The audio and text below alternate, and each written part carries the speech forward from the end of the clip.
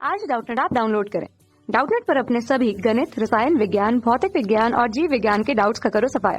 बस प्रश्न की फोटो खींचो, एक ही प्रश्न को क्रॉप करो और तुरंत वीडियो सोल्यूशन पाओ।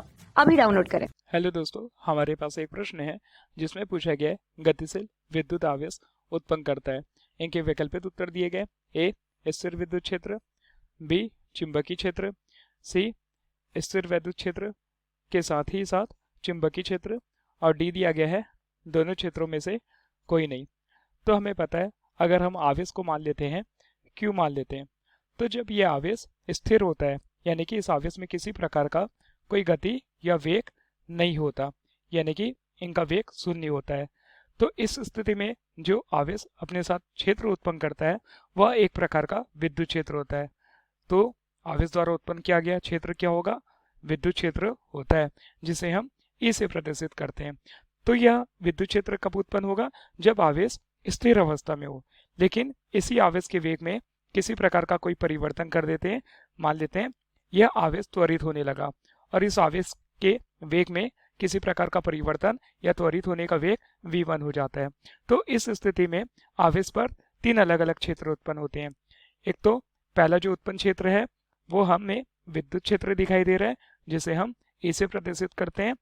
दूसरा आवेश के त्वरित होने की दिशा, जिसे हम v1 से दिशा दर्शा देते हैं, यानी कि यह जो v1 है आवेश के तरंग संचरण की दिशा को दर्शाता है।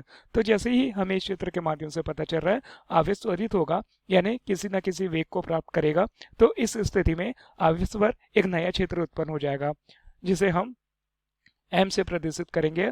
और यह जो नया क्षेत्र होगा यह m एक प्रकार का चुंबकीय क्षेत्र होगा, यानी कि E क्या होगा? विद्युत क्षेत्र। विद्युत क्षेत्र कब विद्युत क्षेत्र होगा? जब आवेश विराम की अवस्था में होगा, और जैसे ही आवेश में किसी न किसी प्रकार के वेग में परिवर्तन होगा या गति होगा तो आवेश अपने साथ चुंबकीय क्षेत्र उत्पन्न करेगा। चुंबकीय क्षेत्र उत्पन्न करेगा। तो यह जो विद्युत क्षेत्र है, चुंबकीय क्षेत्र है और तरंग संचरण की दिशा है, यह तीनों एक दूसरे के लंबवत होती है। तो प्रश्न में पूछा गया है कि गतिशील विद्युत आवेश उत्पन्न करता है। पहला दिया गया है स्थिर विद्युत क्षेत्र, यह गलत है। दूसरा विकल्प दिया गया है चुंबकीय क्षेत्र, यह विकल्प भी गलत है। सी दिया गया है स्थिर विद्युत क्षेत्र के साथ साथ चुंबकीय क्षेत्र, यह विकल्प हमारे लिए सही होगा।